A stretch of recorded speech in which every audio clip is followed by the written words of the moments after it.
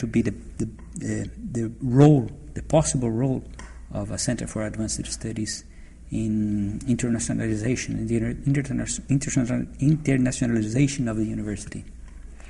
Well, I think it's a critical role, and I think as in many domains, having a Center for Advanced Study that's separate from any particular department or school in the university allows one to enrich the faculty that already exist at the institution.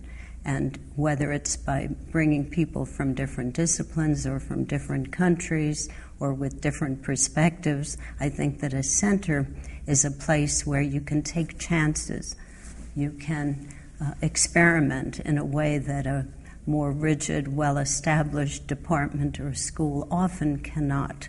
And it's been a wonderful experience for us at the Center for Advanced Study to have fellows coming from all over the world and to be able to have meaningful daily exchanges with their counterparts in other parts of the world.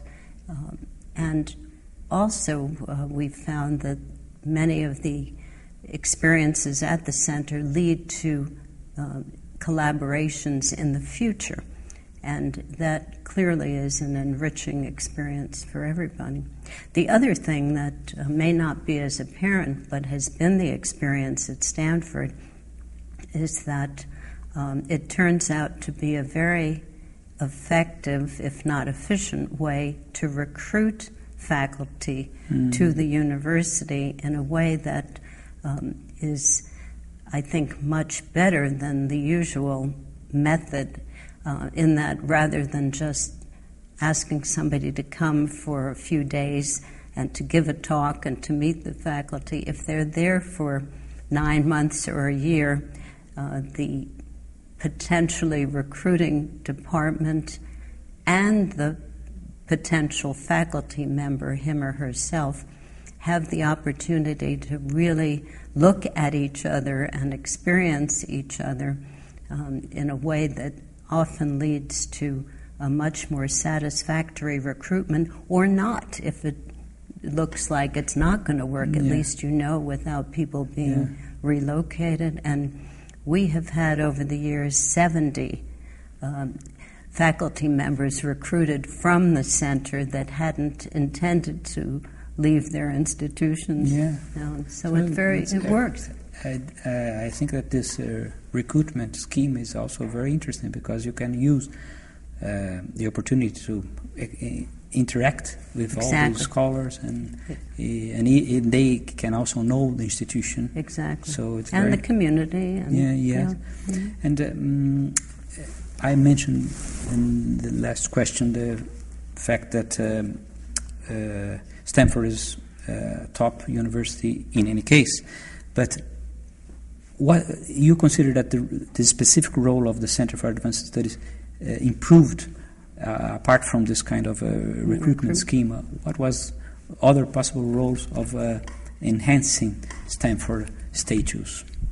Well, it's a nice balance that we try to strike, because we want to protect the time of the fellow while they're at the center.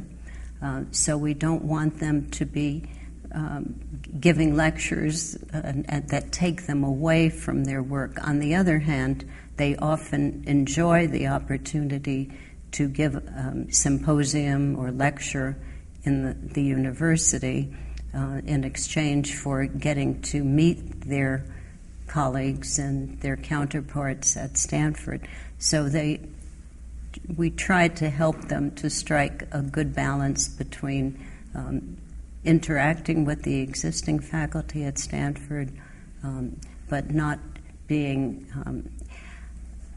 pressured to do that. Overcharged. Exactly. With lectures and graduate and undergraduate tasks, let's say. Exactly. And what would you say about the possible hindrances? Because we are starting a center here in Brazil, of course in difficult conditions, considering the economic conditions of the country. It's not a rich country anyway. But what would you say about what we should avoid and what we should try to do? Well, I think that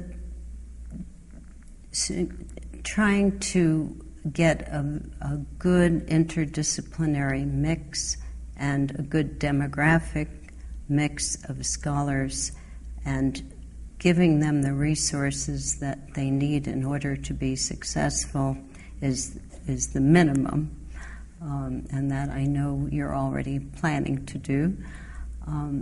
But I think in terms of things to avoid, you may hear different opinions from the other two visitors, but it's been our experience that we try to avoid recreating the competitiveness that exists within departments and schools, so that there's an even playing field. There's nothing that people can do to try to get status. The more senior fellows have the same status as the very junior fellows. We don't have a permanent faculty because we feel that can create status differences, and to the extent possible, we make the experience of each person the same as the other, so that they can really relax, enjoy each other. Jealousies don't develop, there isn't competition, and I think to be mindful of that helps one to structure things in a way that enriches the experience. Very good advice. We'll try to follow. Well, you'll have to let me know how it works. Yes, hopefully we'll have good results. But in any case, I'd like to thank you very much, Professor Litt, for coming here to Brazil and to this show. Thank you. Well, it's my pleasure, and I wish you lots of success, and I look forward to hearing about it. Thank you. And we invite all of you to the next issues in Advanced Studies.